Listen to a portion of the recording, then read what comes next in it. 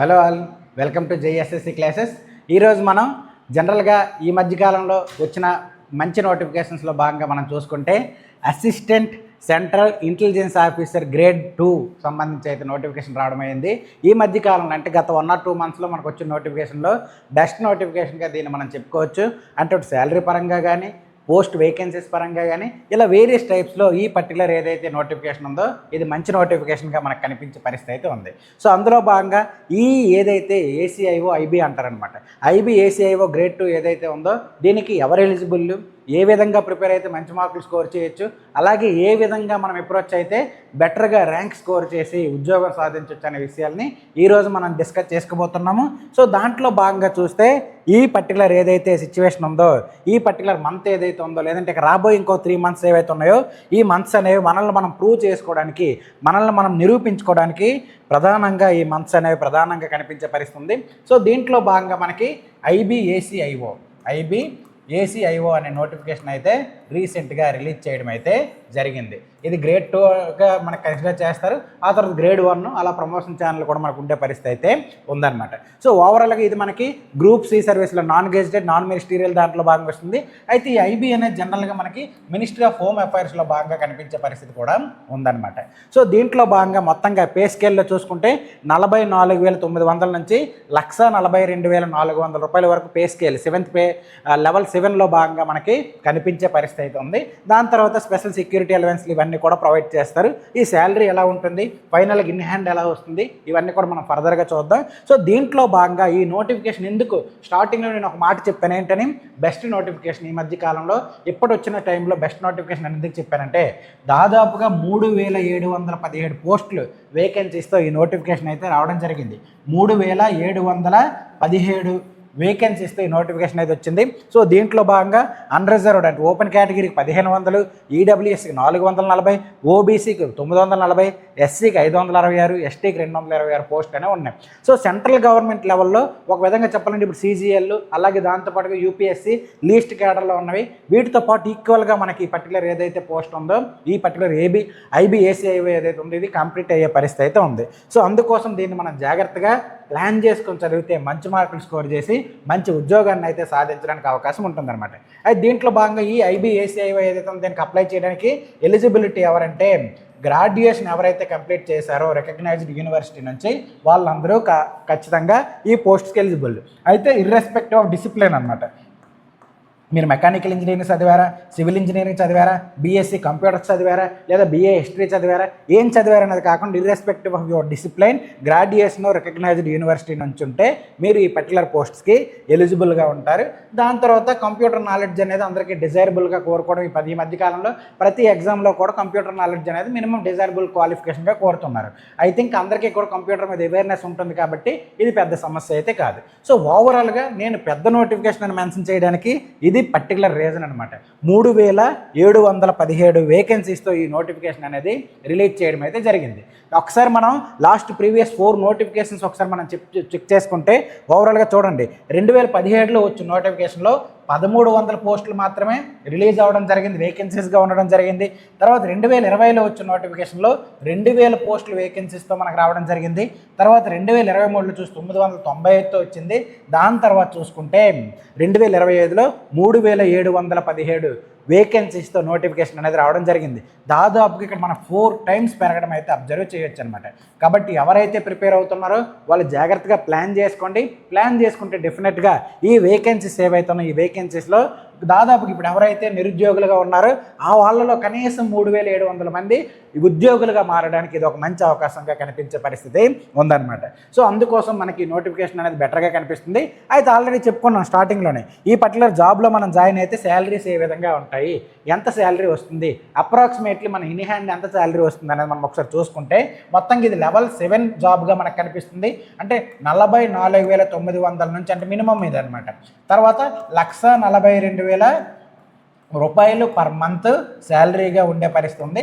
అయితే దీంట్లో భాగంగా ఇది మనకు బేసిక్ పే అనేసి ఇనీషియల్గా జాయిన్ అయినప్పుడు ఇది బేసిక్ పేగా కనిపిస్తుంది. ఈ బేసిక్ పేకి travelling allowance, HR house rent allowance, డిఆర్ఎన్ఎస్ అలవెన్స్, స్పెషల్ సెక్యూరిటీ అలవెన్స్ ఇవన్నీ యాడ్ చేసి మనకి ఇవ్వడం అయితే జరుగుతుంది అనమాట. సో ఓవరాల్గా ఒక పర్టికులర్ పర్సన్ ఎవరైతే జాయిన్ అవుతారో ఆ పర్సన్కి రఫ్లీ 90,000+ రూపీస్ అనేది శాలరీ అనేది ఈ జాబ్స్ ద్వారా రావడానికి అవకాశం ఉంటుంది. ఒకవేళ ఇప్పుడు మనకి ఏదైతే రీసెంట్గా గవర్నమెంట్ తీసుకొచ్చిందో పే లెవెల్ 8 అంటే pay commission 8th pay commission apply చేస్తానంటుంది కదా, అది అప్లై చేస్తే ఇది దాదాపుగా 150,000 రూపాయలకు కూడా వెళ్ళడానికి అవకాశం ఉంటుందన్నమాట. కాబట్టి ఇప్పుడు ప్రస్తుతం ఈ పర్టికులర్ పే స్కేల్తోనే ఈ అలవెన్సెస్ ఇవన్నీ కూడా కలుపుకుంటే 90,000+ అనేది అంటే ఇర్రెస్పెక్టివ్ మీరు ఎక్కడ పని చేసినా కానీ రఫ్లీ 90,000+ శాలరీతో ఉద్యోగాన్ని అయితే పొందొచ్చు. సో సెంట్రల్ గవర్నమెంట్లో 90,000 రూపాయలతో శాలరీతో మనం ఉద్యోగాన్ని పొందాము అంటే డెఫినెట్లీ అది మంచి అచీవ్మెంట్గా చెప్పుకునే పరిస్థితి కూడా ఉంటుంది. కాబట్టి ఇక్కడ మనకు శాలరీ అట్రాక్టివ్గా ఉంది, అలాగే దాని తర్వాత వేకెన్సీస్ కూడా అట్రాక్టివ్గా ఉన్నాయి. సో ఎందుకు మనం అట్రాక్ట్ అవ్వకూడదు చెప్పండి? ఖచ్చితంగా మనం అట్రాక్ట్ అవ్వదాం, ఈ ఉద్యోగాన్ని అయితే సాధించే ప్రయత్నం అయితే చేద్దామన్నమాట. సో ఇందులో ఇంకొక చిన్న స్పెషల్ ఏంటంటే ఇప్పుడు మీరు సీజీఎల్లో వెళ్ళారనుకోండి, ఫర్ ఎగ్జాంపుల్గా ప్రివెంటివ్ ఆఫీసర్ కానీ, లేదంటే జీఎస్టీ ఇన్స్పెక్టర్ కానీ, ఇన్కమ్ ట్యాక్స్ ఇన్స్పెక్టర్ కానీ ఆల్మోస్ట్ ఇదే ఈక్వల్ పే స్కేల్ అనేది కనిపిస్తుంది. కాకపోతే ఈ పర్టికులర్ IBACIO ఏదైతే ఉందో, ఇంటెలిజెన్స్ బ్యూరో ACIO ఏదైతే గ్రేడ్ 2 ఉందో వీళ్ళకి సంబంధించి చూసుకుంటే ఎక్స్ట్రాగా మనం చూస్తే స్పెషల్ సెక్యూరిటీ అలవెన్స్ అనేది 20% ఇస్తారు. సో మనకు వస్తున్న ఈ బేసిక్ పే ఏదైతే ఉందో ఈ బేసిక్ పేకి ఇంకా ఎక్స్ట్రాగా 20% రూపీస్ అనేది పే చేయడం కూడా జరుగుతుంది. అంటే దాదాపుగా ఒక 10,000 రూపాయలు ఎక్స్ట్రా మనకు రావడం కూడా కనిపిస్తుంది అనమాట. సో ఇది బేసికల్గా ఈ ఉద్యోగాన్ని సాధించడం వలన మనకున్న శాలరీ బెనిఫిట్స్. అయితే చాలామందికి IBACIO అంటే ఇదేదో టఫెస్ట్ జాబు, దీన్ని మనం చేయలేము, లేదా వర్క్ లైఫ్ బ్యాలెన్స్ అనేది ఉండదు, ఇలా భయాలనే ఉంటాయి. అంటే IBA ఉద్యోగం అనే కాదు, ఏ ఉద్యోగం అయినా CGL అయినా కానీ, CHSL అయినా కానీ, సాఫ్ట్వేర్ ఉద్యోగం అయినా కానీ, ఏదైనా ఉద్యోగంలో జనరల్గా ఎవరైనా ఏం చూస్తారు, వర్క్ లైఫ్ బ్యాలెన్స్ అనేది బాగుండాలి. అంటే మన పనిలాగా ఉండాలి, మన జీవితంలాగా ఉండాలి. రెండు బ్యాలెన్స్డ్గా వెళ్ళాలి తప్పితే కానీ పనిలో పడిపోయి జీవితాన్ని కోల్పోకూడదు, జీవితాన్ని ఎంజాయ్ చేస్తూ పనిని కోల్పోకూడదు అనే పరిస్థితి ఉండకూడదు అన్నట్టు మనకు కనిపిస్తుంది. సో దాంట్లో భాగంగా ఈ పర్టికులర్ జాబ్స్ ఏవైతే ఉన్నాయో వీటి వలన వర్క్ లైఫ్ స్టైల్ ఏ విధంగా బ్యాలెన్స్ అవుతాయి, అసలు వర్క్ లైఫ్ బ్యాలెన్స్ అనేది ఎక్కడ ఉంటుందంటే జనరల్గా మనం అబ్జర్వ్ చేస్తే ఈ జాబ్ ఏదైతే ఉందో మార్నింగ్ 10 నుంచి ఈవినింగ్ 6 వరకు ఉన్న జాబ్గా మనకు జనరల్గా అయితే కనిపిస్తుంది. అయితే కొన్ని స్పెషల్ సర్కమ్స్టెన్సెస్లో స్పెషల్ ఏరియాస్ పోస్టింగ్స్ టైంలో కొద్దిగా టైమింగ్స్ అనేవి మారి కొద్దిగా ఎక్కువ ఉంటాయి. ఫర్ ఎగ్జాంపుల్గా మనకి ఈ పర్టికులర్ జాబ్ ఏదైతే ఉందో ఈ జాబ్లో మనకి జనరల్గా చూసుకుంటే బార్డర్ రీజియన్స్లో ఇనీషియల్ డేస్లో పోస్టింగ్స్ అనేది విధించడం జరుగుతుంది. ఇక్కడ జనరల్గా చూసుకుంటే నార్త్ వెస్ట్, అలాగే ఈ ఏదైతే ఉందో నార్త్ ఈస్ట్ రీజియన్, అలాగే దాంతోపాటు ఇక్కడ జమ్మూ కాశ్మీర్ ఉంది కదా, జమ్మూ కాశ్మీర్ రీజియన్లోన ఇనీషియల్గా ఫస్ట్ పోస్టింగ్. అంటే ఫర్ ఎగ్జాంపుల్ ఇప్పుడు ఈ నోటిఫికేషన్లో మీకు ఉద్యోగం వచ్చిందనుకోండి, ఏం చేస్తారంటే ఇనీషియల్గా ఒక 3 years బార్డరింగ్ ఏరియాస్లో స్టేట్స్లో మీకు ఉద్యోగం అనేది ఇవ్వడం అయితే జరుగుతుంది. బార్డర్ స్టేట్స్ ఏవైతే ఉన్నాయో అక్కడ ఉద్యోగం అనేది ఇవ్వడం జరుగుతుంది. సో ఈ పర్టికులర్ టైంలో కొద్దిగా డిస్టర్బెన్స్ అవుతుంది, ఎందుకంటే బార్డర్ రీజియన్లు ఎప్పుడూ కూడా మనం టఫ్గా ఏదైతే ఎవరైతే ఉగ్రవాదులు కానీ లేదంటే ఇంకేమైనా అన్యాక్సెప్టబుల్ యాక్టివిటీస్ కానీ ఏవైతే జరుగుతాయో అలాంటి వాటిని మనం ఐడెంటిఫై చేస్తూ ఉండాల్సిన పరిస్థితి అయితే ఉంటుందన్నమాట. సో ఈ 3 years దాటిన తర్వాత మనకు వర్క్ లైఫ్ బ్యాలెన్స్ అనేది బెటర్గా ఉంటుంది. అసలు బేసికల్గా ఈ IBACIO ఎవరైతే ఉద్యోగం చేస్తున్నారో వాళ్ళు చేసేది ఏంటంటే ఇన్ఫర్మేషన్ గ్యాదరింగ్ చేస్తారనమాట. సో ఇన్ఫర్మేషన్ గ్యాదరింగ్ అనేది ప్రధానంగా మనకి కనిపిస్తుంది. సో ఇక్కడ ఏంటంటే ఇందులో భాగంగా ఏం చేస్తారంటే ఫర్ ఎగ్జాంపుల్గా ఇప్పుడు ఒక పర్టికులర్ పర్సన్ ఉన్నారు, అతనికి విశాఖపట్నంలో పోస్టింగ్ వచ్చింది అనుకుందాం. సో విశాఖపట్నంలో ABICOగా అతను IBACIOగా పనిచేస్తున్నాడు. సో అప్పుడు ఏమవుతుందంటే జనరల్ టైంలో మామూలుగా ఇంటెలిజెన్స్ గ్యాదరింగ్ అవుతుంది. ఫర్ ఎగ్జాంపుల్గా ప్రైమ్ మినిస్టర్ మన విశాఖపట్నంకి జనరల్గా ఒక టూరిజం కోసం కానీ లేదంటే ఏదైనా ప్రాజెక్ట్ కోసం కానీ వచ్చారనుకోండి, అక్కడికి ఒక 1 week ముందు IB అనేది ACIOs వీళ్ళు ఎవరైతే ఉన్నారో వీళ్ళంతా కూడా ఎలర్ట్ అవుతారు. ఎలర్ట్ అయ్యి ప్రైమ్ మినిస్టర్కి కానీ పర్టికులర్ సిటీకి కానీ ఏ విధమైన థ్రెట్ ఉందని డేటా అనేది గ్యాదర్ చేసి పైకి అంతా పంపించి దాన్ని అంతా ఎనాలిసిస్ చేసి ఫైనల్ ఇక్కడేం థ్రెట్ లేదు అని చెప్పడం అనేది ప్రధానంగా వీళ్ళు ఉంటుంది. అలాగే బార్డర్ రీజియన్స్లో కూడా సేమ్ అలానే డేటా అంతా కలెక్ట్ చేస్తారు. ఈ డేటా అంతటిని కలెక్ట్ చేసి ఇంకోటి ఏంటంటే యాక్యురేట్ డేటాను కలెక్ట్ చేయాల్సిన బాధ్యత వీళ్ళ మీద ఉంటుంది. ఉంటుందన్నమాట. ఏమాత్రం మిస్ఇన్ఫర్మేషన్ జరిగినా కానీ చాలా పెద్ద నష్టం జరిగే పరిస్థితి ఉంటుంది. సో ఆ విధంగా IBACI అనేది మనకి ప్రధానంగా కనిపిస్తుంది. సో ఫస్ట్ 3 years కొద్దిగా టఫ్గా ఉంటుందన్నమాట. ఎందుకంటే ఆ బార్డర్ రీజియన్స్లో వేస్తారు. ఆ తర్వాత మెట్రో సిటీస్ బెంగళూరు కానీ, హైదరాబాద్ కానీ, లేదా ఇక్కడ చూసుకున్న ముంబై కానీ, విశాఖపట్నం కానీ, చెన్నై కానీ ఇలాంటి దగ్గర కూడా మీకు వేయడానికి అవకాశం ఉంటుంది. అప్పుడు మనం వర్క్ లైఫ్ బ్యాలెన్స్ని ఈజీగా మేనేజ్ చేసుకోవచ్చు. ఎట్ ద సేమ్ టైం ఫ్యామిలీని కూడా జాగ్రత్తగా మనం రన్ చేసుకోవడానికి అవకాశం ఉంటుంది. సో ఇక్కడ నేను చెప్పబోయేది ఏంటంటే వర్క్ లైఫ్ బ్యాలెన్స్ అనేది ఏ జాబ్లో కూడా సాధ్యం అవ్వదు.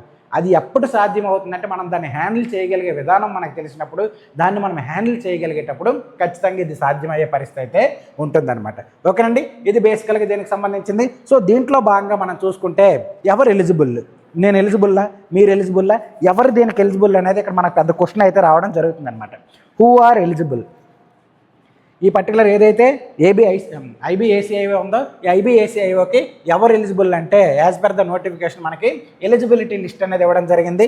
సో దీంట్లో భాగంగా ఏజ్ లిమిట్ ప్రకారంగా చూసుకుంటే 18 నుంచి 27 years బిట్వీన్ ఎవరైతే ఉన్నారో 10/8/2025 తేదీకి ఎవరైతే 18 నుంచి 27 సంవత్సరాల మధ్యన ఉన్నారో వాళ్ళు ఎలిజిబుల్. ఉన్న వాళ్ళందరూ ఎలిజిబుల్ అంటే విత్ డిగ్రీ ఉండాలన్నమాట. డిగ్రీ ఉండి ఈ పర్టికులర్ లిమిట్లో ఉన్న వాళ్ళు 100% ఎలిజిబుల్.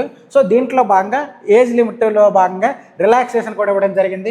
SC ST వాళ్ళకి 5 years రిలాక్సేషన్, OBC వాళ్ళకి 3 years రిలాక్సేషన్ అనేది మనకి ఇవ్వడం ఇక్కడ ప్రధానంగా అబ్జర్వ్ చేయొచ్చు. అలాగే దాంతోపాటు డిపార్ట్మెంటల్ క్యాండిడేట్స్ అంటే ఆల్రెడీ IBలో పనిచేస్తున్న వాళ్ళు ఎవరైతే ఉన్నారో వాళ్ళందరూ కూడా 40 years వరకు ఏజ్ ఎలిజిబిలిటీ ఇలాంటివన్నీ కూడా మనకు ప్రధానంగా ఇవ్వడం అయితే జరుగుతుందన్నమాట. సో ఇది బేసికల్గా మనం చూసుకుంటే age limit is relaxable up to 35 years వరకు వీళ్ళకి మనకు కనిపించే పరిస్థితి ఉంటుంది. ఎవరికంటే ఎస్పెషల్లీ ప్రధానంగా ఇందులో చూసుకుంటే the age limit is relaxable up to 35 years for your candidates, 38 years for OBC, up to 40 years for SC ST in case of widows, divorced women judicially separated from their husbands. ఈ ఉమెన్స్కి స్పెషల్గా ఈ particular criteria అయితే ఇవ్వడం అయితే జరిగింది. So ఈ విధంగా ఏజ్ లిమిట్ అనేది ఇవ్వడం జరిగింది. సో దాంట్లో ముఖ్యంగా గుర్తుపెట్టుకోండి 27 సంవత్సరాలలోపు ఎవరైతే ఉన్నారో వాళ్ళు ఎలిజిబుల్. సో అందులో OBC వాళ్ళు అయితే 3 years మీకు రిలాక్సేషన్ ఉందంటే OBC వాళ్ళు 30 ఏళ్ళ వరకు ఎలిజిబుల్ ఉంటారు. తర్వాత SC STs ఎవరైతే ఉన్నారో వాళ్ళు 32 సంవత్సరాల వరకు ఎలిజిబుల్ ఉంటారు.